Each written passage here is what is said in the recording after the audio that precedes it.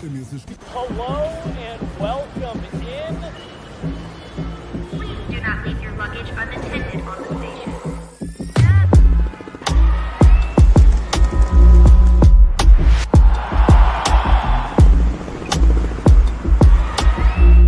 Welcome to the show. Hello, welcome in. Second intermission. Guerilla Sports off ice. Jesse Montano, Chloe Thiel, Meghan Angley. Hey Jay, I think there's a audio on in here, so we're hearing a little bit of an echo just in here, I think on that TV. But Avs are up 3-0 over the New Jersey Devils. I think this has gone about as good as it could, as much as you could expect. Like I said, I don't know if Jesse Montano, Chloe Thiel, Meghan Angley. Second night of a back-to-back. What we saw last night got progressively better as the game went on. And I think, Megan, we said that we wanted to see them continue to build on what we saw in the third period and not so much what we saw earlier in the game through 40 minutes. I feel like that's what they've done. Really strong defensive effort while still being able to push plays up ice. It was a great first period. That's been a struggle point for the Avs a lot this season. And coming in second night of a back-to-back, their legs might not be fully underneath a well-rested New Jersey team. And that is reflected in the first period, peppering them with shots, high-danger opportunities. Avs benefit from a little bit of luck, too, with some skirmishes right there in front of Wedgwood that they get to go their way. And I think they were the right calls, but it gave them the opportunity to turn off any offense New Jersey tried to create in that second period. And I think that's where they completely tilted the ice in their favor, reducing any opportunities for New Jersey to get back into this game, limiting them to just 2 shots in the second period. And of course, finding some goal scoring. I think some of the storylines that we started to see going in the last game, that Casey Middlestat line, Val Nichushkin continuing to be a shot leader on this team, Ross Colton getting to the net front, Casey Middlestat finding him. It's been really great. And this is with a lineup that lost Nikolai Kovalenko, another depth piece, an already depleted lineup. They're rolling that top 9 pretty hard, but even that top line is looking a lot better compared to last night.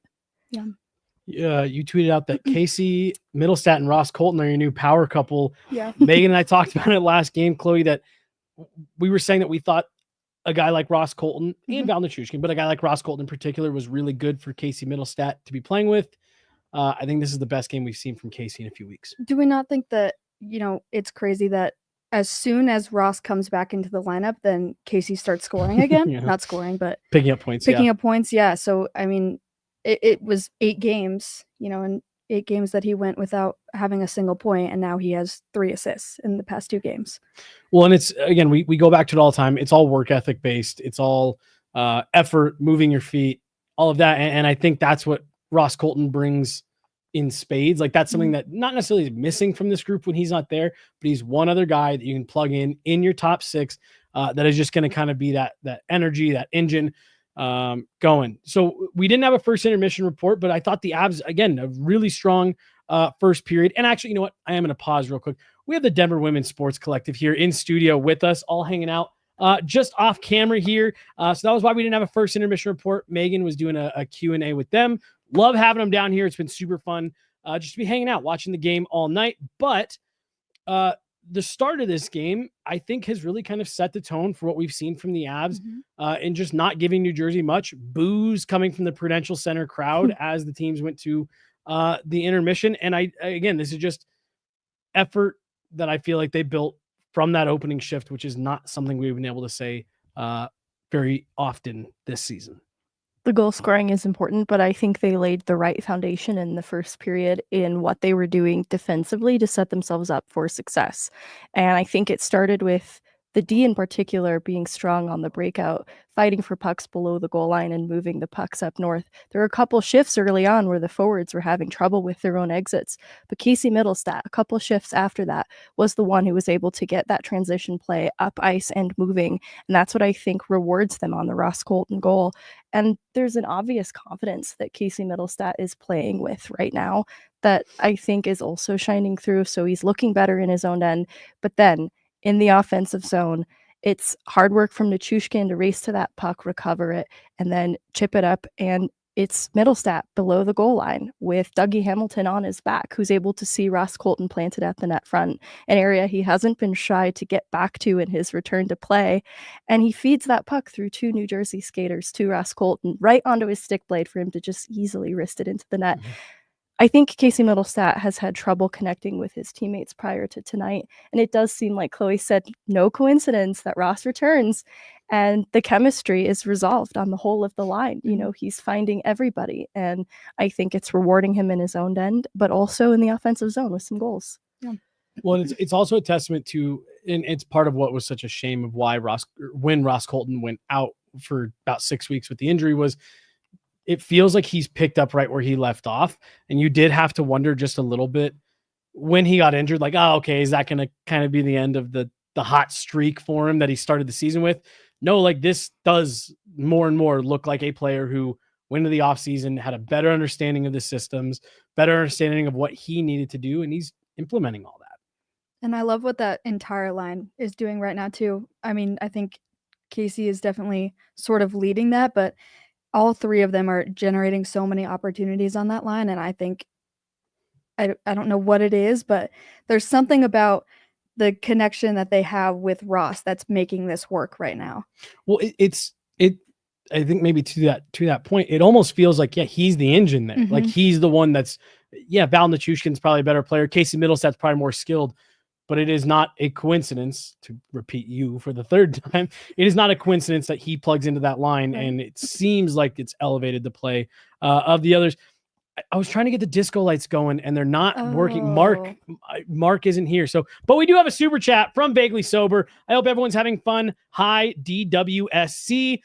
We're having a blast. We're hanging out, watching hockey, talking hockey with some great company. So we're all having a great time. Chloe, thoughts on Scott Wedgwood so far? I mean, not overly tested, but it's what you need. I think he's doing great. Everything we've said about him so far, calm in front of the net. I think, at the start, what was happening, with those 2 goals that were overturned, that maybe could have shaken him a little bit, but still looks the exact same, definitely calm. And I think he's doing exactly what the Avs need him to be doing right now. So, yeah. Under duress a little bit in that first period. And I think that's where the Avs helped him in cleaning up a little bit of their own net front presence and making it a little more of a punishing place for New Jersey to get to, because in some of those skirmishes at the net front, it was Wedgwood, though, still able to see some of those pucks, a little scrambled at times, but we've seen Georgiev look a little scrambled under duress too.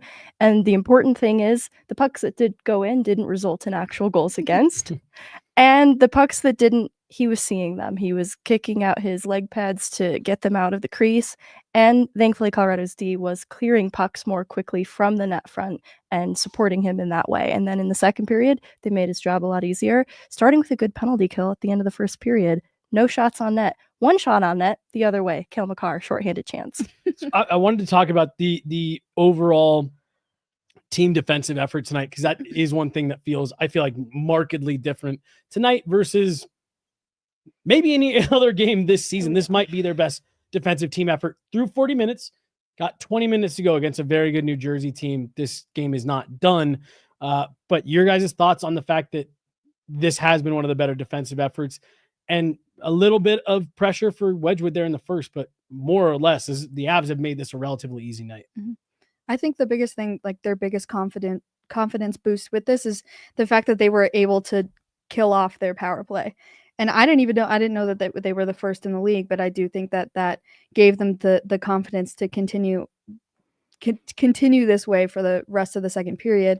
But also what I love about what the defense is doing right now is that, yes, they're playing defense, but I also think like they are playing offense as well. Like Sam Malinsky, he's playing a lot of offense too. I love that he's trying. Maybe a lot of those opportunities didn't hit the net. Let's get that shot on net. Let's get it on net. But it usually does. I love that he's trying. I love that he's putting the effort in there. Well, they're pushing the puck north, right? And this is something else that we talked about last night, that when this Avs team is at their best, the other team can't score if you have the puck, right? And I think that's kind of what you're driving at there, Chloe, is like, not only are they playing really solid in their own end, but they're just not giving the Devils a look. Like, they're not letting them have the puck. They are pushing the pace. offensively, and everyone's getting involved. We were laughing because Sam Malinsky had 30 really good looks on one shift. And I do think Jake Allen had to make one save, but otherwise he missed it on the other two. But they're getting their looks. They're getting chances. And I think it's because of smart play and things like that. But Megan, it's what we talked about last night. The Devils can't score. They're constantly chasing the Avs around with the puck. Feels like that's what we're seeing. Yes, and that's where the top line, I think, has made significant improvements. They've been on the doorstep of some chances that haven't converted, but it feels so much more connected and intentional from them and the whole of the group. I think what they did well defensively, I look at the back end. I think that from the first to the third pairing down, they're having a good night. I've really liked DeHaan and Middleton in this game, and I've liked the Sams again tonight. Obviously, Taves and McCarr leading the way on the back end as well. And it's what they're doing in their own end to limit New Jersey's chances in getting to set up and establish the zone, especially out of that first period. They didn't let it even be possible. And to your point, now that the puck is more so on their stick, they're dominating the possession game. And even if it's passing plays that are connecting, that's a welcome improvement from what we've seen. And it's extending their zone time, giving them more chances, and tiring out New Jersey. This is, I think, the best case scenario for Colorado, because they might not fully have their legs under them in this game, but they built a 3-goal lead to give them some insurance going into the third period. Well, and it's part of the reason why playing smart, playing within your system is going to be so important, because you are going to start to run out of a little bit of that energy here. The Devils are at home. You know that they're going to, they were getting booed by their own home fans coming off the ice. So, they're going to be able to take that, they're going to level their game up a little bit here. Avs are going to have to find a way to do the same thing, being smart, being positionally sound, et cetera, et cetera. But they've only given up 12 shots through these first two periods. You can tell they've got the Devils frustrated. You want to see more of the same heading into this final frame. Before we talk about what we want to see in the final frame, Miss Truly, new member on the channel. I wish we had the lights going. I know. I was gonna say we're backlogged like 8 disco. Yeah, we'll just have to do one whole. We owe pod. you. We're just gonna start a stream and disco it's gonna lights. run disco lights for like 12 hours straight. Heading into this third period here, again, we just talked about what we want to see. I'm with you. I was actually going to ask you about Keaton Middleton and Calvin DeHaan, but you kind of beat me to it. I think they've been good. You just want to see more of the same. And when I say that, I mean the discipline play, the commitment to the structure, because you aren't going to have the same legs that maybe you had in the first period. But I'm with you, Megan. I think they found a way to grind the Devils down a little bit here and take maybe some of that advantage out. What are you looking for to see them close this out here as we get ready to drop the puck in the third period? I think one big difference from tonight compared to the game before is how much they are leaning on one another, a 5-man unit working together. And I think it's why it brings them success. Like looking at the Ross Colton goal, I think it's the blueprint. Even though Malinsky's just the point guy there on the weak side of the ice and doesn't have necessarily a role in that play, it's important that he stays true to his role and he doesn't activate prematurely and get out of position in case he needs to retain a puck at the blue line. The reason I think that's important is we've watched plays die because somebody tries to be a hero on a play. And this is where I think their compete has been exactly where it needs to be. And that's what I want to see going into the third period, as well as good decision making. Because in talking about guys not straying from their role kind of irresponsibly, Calvin DeHaan on the Logan O'Connor goal, he reads that perfectly. Even though Ivan is going for that puck too, he sees that he can pull up on that play along the wall and get a shot toward the net front to Logan O'Connor to redirect from the slot. And I just thought it was a good decision. And I think they've been making a lot of good decisions. And it's because they're leaning on one another to do the right things. Then look at Middleton on the Casey Middlestat play to Lehkonen for the breakaway goal. Middleton and Middlestat. Wedgwood and Wood, I thought that was the first time we said Middleton, Middlestat back to back. Middleton's causing some havoc in the neutral zone with a stick check to disrupt the attempt to get into Colorado's offensive zone, and that's what leads to the subsequent fumble from New Jersey turning the puck over to Middlestat. And that's what I mean is it's everybody contributing. So it's not just Casey Middlestat also seizing that opportunity. It's Keaton Middleton defending his blue line well and creating a little havoc at center ice. Chloe, anything you want to see start, stop, keep doing? I want to see more from Val's Pals, which is the new name that I've made up for the Val, Casey, and Ross line. I love it. But I agree with what you're saying, Megan. I think this is this is something that I say a lot, but sometimes there's a lot of players that you don't necessarily notice when they're playing. And I feel like I've noticed just about everybody during this game so far, which shows you the teamwork that they're putting in a positive way. In a positive way. Because there's times you can notice guys in like in a negative way. I don't like that. Yeah. No, in a positive way. And I think they just need to keep this momentum. And, you know, like you said, they need to hold their structure, because once they start trying to do too much, then they could potentially lose this. So, yeah. This feels to me like the first time in a while. We've seen it in flashes where they're building. They built on what they did well in the last game. And I feel like the second period, they built on what they did well in the first period. And I just want to see it continue, not just for this final frame, but just in general. This team, I feel like, has struggled to kind of string momentum from one game to the next. And it feels like that's what they're doing. And they're even doing that within this game. For me, I just want to see them continue to build on the good habits. And that seems like a given, but it is not something that we have seen from this team a lot from one game to the next. Any final thoughts for either of you before we get out of here for this third period? Val's Pals is going over very well in the chat, by the way, just so you know. Everybody tweet it out right now. Hashtag Val's Pals. Let's keep it going. Keep it going. We will be back for a post-game live here as soon as the game is done to break down whatever happens here in the final 20 minutes. Avs lead 3-0 right now. See if they can hold on. Jesse Montano, Chloe Thiel, Meghan Angley, or Clabby, Mabby, and Jabby. That too. We got the Denver Women's Sports Collective in the house with us tonight. Jay behind the glass, making sure you guys can see us and hear us. We'll be back in 20 minutes. Avs post game. Avs and Devils. We'll see what happens here in the final frame.